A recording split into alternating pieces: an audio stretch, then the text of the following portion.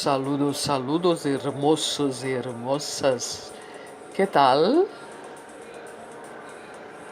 Está que arde, não? Há que sacar la casta. Apenas 21 dias. E hoje se deu uma folga porque parte foi lá para Davos, na Suíça. Ficou o general Mourão. Mas a coisa da russa. C cedilha ou 2 S's? Então, vamos a ver de que lado masca la iguana. A ver. Estamos aqui em caráter especial para tratarmos da questão do Flavinho, um dos 3 filhinhos do senhor Bolsonaro. A gente não entende muito bem, porque eu, como uma pessoa simples, uma pessoa que não milito e que nem trafego e muito menos ando daquele outro lado da ilicitude e da ilegalidade, então, creio eu que quem não deve, não teme. A pergunta que não quer calar, então, é: por que Flavinho foi até ao STF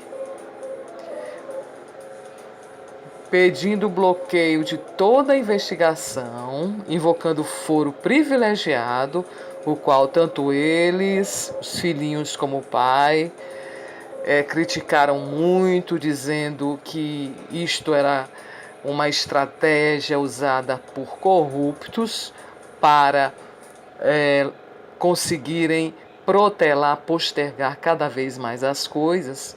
Se não há nenhuma culpa, se não há nenhum rabinho preso, nenhum rastro, nenhuma pisada na merda, então por que ele foi até o STF com uma ação pedir para que sejam bloqueadas as investigações, invocando foro privilegiado, se todas as transações são lícitas e estão declaradas na Receita Federal, inclusive as de Queiroz? Para que então? Realmente não faz sentido algum. Não faz sentido algum. Mas, meus queridos, sabemos que os corruptos, eles são mais lisos do que Mussum ensaboado, sabe? Dificílimo pegá-los. Leva-se tempo. As bombas vão estourando até que chega, sabe-se lá daqui a quanto tempo, uma que vai implodir o resto do edifício que se mantém de pé. Então, apesar de estarem sob sigilo, esse caso, algumas informações já foram reveladas pela imprensa e geraram reações. Claro que os bolsotários riem e até são ridículos, até ficam justificando a questão da quantia, que é ínfima, em relação a sei quantos milhões foram roubados por outros políticos, porque aqui no Brasil é assim: se não rouba, se não corrompe, se não se locupleta, se não mama do erário público e não faz caixa 2, caixa 1000, se não se vende, não é político. Então, esses bolsotários ficam falando da questão da quantia, como se alguém que rouba R$1.000 não é menos pior e não pode ser chamado de ladrão se comparado a alguém que rouba 1 milhão. Minha gente, ladrão é ladrão, a questão é só da oportunidade. Se ele tem a oportunidade de roubar 1.000, ele rouba 2.000, 5.000, 10.000, 100.000, 1 milhão, 1 bilhão. Ladrão é ladrão. Não existe esse princípio. Dá para vocês entenderem? Não existe esse princípio. como o Paladino fala que vai investigar sua grande corrupção, porque um dos lemas do governo Bolsonaro é a relevância do resvalo, não é? Do caso em que tal pessoa, X pessoa for pega. Se a coisa for realmente grande, ele tomará medidas. Mas se for pequena, não, tá tudo ok. Tá tudo ok. Gente, a gente não está tratando aqui de gente passando fome e a aplicação do princípio da bagatela, não. Nós estamos falando de ladrões. Ladrões são ladrões. Ladrão que rouba 1.000, se tiver oportunidade, rouba 1.000.000, 2, 3, 4, 5. Então são todos ladrões. Mas vocês não entendem isso. Vocês estão realmente embriagados com todo esse discurso risível, autoritário, ridículo. Talvez vocês se sintam tão pequenos quanto eles e precisam desse tipo de coisa para se manterem em suas vidinhas. Mas continuando, estão tentando evitar que a crise se alastre. O presidente foi com uma turminha lá para a Suíça, em Davos, achando que ia abafar e não vai abafar coisa nenhuma, que estão havendo as maiores manifestações, não em Davos, porque o mundo é democrático e as pessoas não podem se aproximar de lá. Mas as pessoas estão fazendo manifestações, inclusive mandando caixas e caixas de laranjas. Então, mesmo que tenham tentado evitar, foi o destaque da semana desde sexta-feira, a questão do Flavinho. Do ilibado e probo Flavinho. Começando com a questão dos 48 depósitos de R$2.000, que depois ele vem justificar. Não é? Nós sabemos que a prova testemunhal é a prostituta de todas as provas, mas depois a gente fala da tal pseudo-justificativa que os bolsotários engolem na maior naturalidade, porque lhes apetece. O lixo lhes apetece. E volto aqui a deixar bem claro, eu não sou Lula, eu não sou PT, eu não sou PSDB, eu não sou PQP, eu não sou de nenhum partido, de nenhuma ONG, de nenhuma organização. Eu sou apenas eu, com as minhas próprias opiniões políticas e com a minha própria forma de ver, de vislumbrar, não da forma como está sendo vista pela grande maioria, não é? Uma forma bivalente, uma forma maniqueísta, só um lado e outro, não. Há uma série de faces, é só olhar ao redor. E se você tiver um pouquinho de competência mental e de raciocínio e o mínimo de inteligência, você é capaz de se elevar acima de tudo e ter uma visão mais abrangente e assim poder ligar os pontinhos. Uma coisinha bem simples, bem básica, mas que parece muito distante para as pessoas doutrinadas. Então, continuando, foi o ingresso dessa ação, um grande erro, uma confissão indireta, o meia-culpa do Flavinho Bolsonaro, a ação que foi totalmente deferida, sem qualquer fundamento jurídico, uma aberração jurídica, pelo Fux, ofuscado Fux, ou ufuscado Fux, obnubilado, sei lá o quê, uma vergonha a decisão desse senhor. Mas continuando, não é?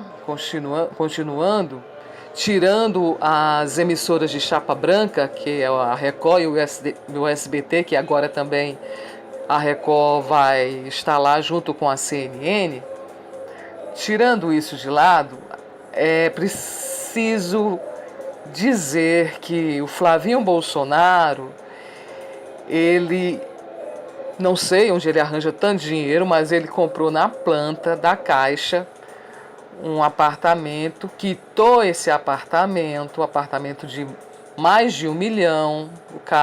Os caras, não só o Queiroz, mas eles realmente sabem fazer dinheiro, né? Deveriam ser coach, mentor e dar aulas para que a gente aprenda essa forma, não é? Essa arte de ganhar tanto dinheiro em pouco tempo, que as cifras só são de milhões e milhões e milhões e milhões. E o cara é tão grande negociador que comprou o apartamento por 1 milhão, pagou a Caixa Econômica e vendeu por 2 milhões e 400. Uau! Quando o valor do imóvel estava em 1,750. Então olha só quanto o cara fatura aí. São fazedores de dinheiro mesmo, não é? E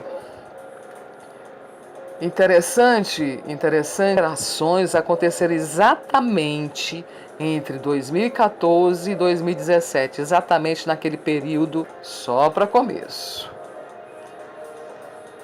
Por outro lado, não sei com que capital, o Flavinho comprou 2 apartamentos em bairros nobres por 4,2 milhões.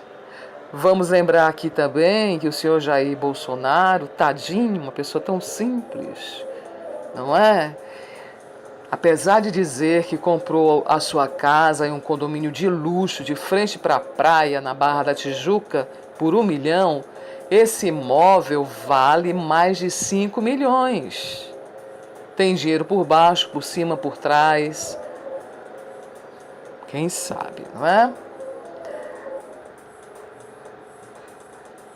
Eu só vou deixar aqui por último que corruptos são pegos uma hora, cedo ou tarde, eles serão pegos, com certeza. E com relação à justificativa, nossa, que sincronicidade total,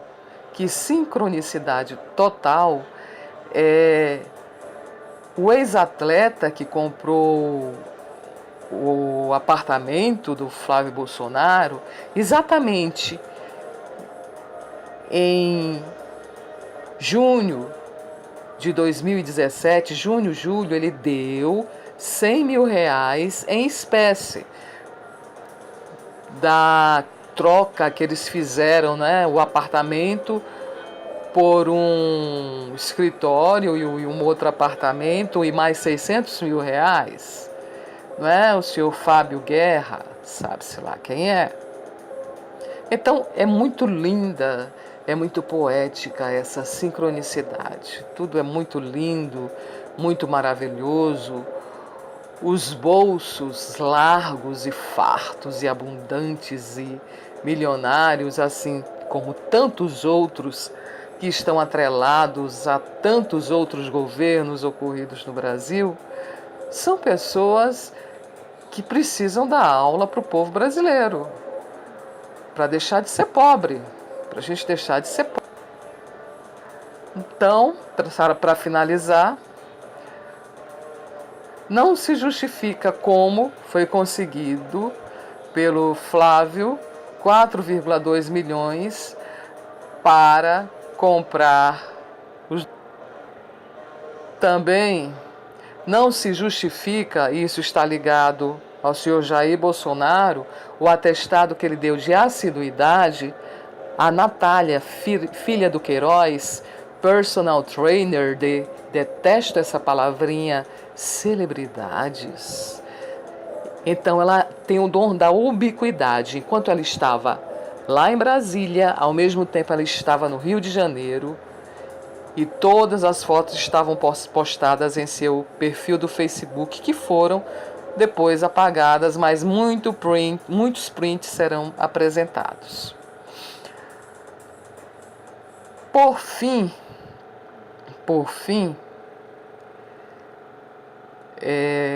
eu só vou lembrar que, além de existirem filmagens em bancos, já que o Flavinho falou que ele mesmo fez esses depósitos, além de existir filmagens em bancos para comprovar isso, existe também perícia técnica, de caneta esferográfica, que através da titã contida no documento pode dar a data de quando aquela assinatura foi realmente efetivada.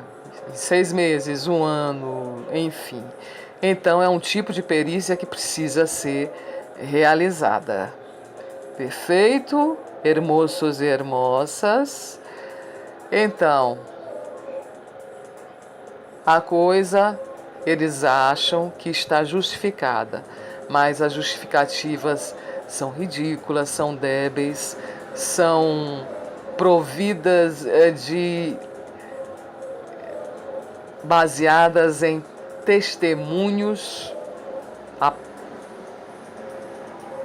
prostituta de todas as provas, como nós sabemos. E se existem realmente esses documentos que ele alega, e se realmente ocorreu o que ele alega com relação aos R$96 mil, tem como comprovar isso. Ele não precisa temer, não precisava ter entrado com a ação, não precisava de nada disso. Porque isso aí foi um tiro no pé. Então, hermosos e hermosas, a tope sempre, Zorionax la casta porque está que arde. Agora, a ver,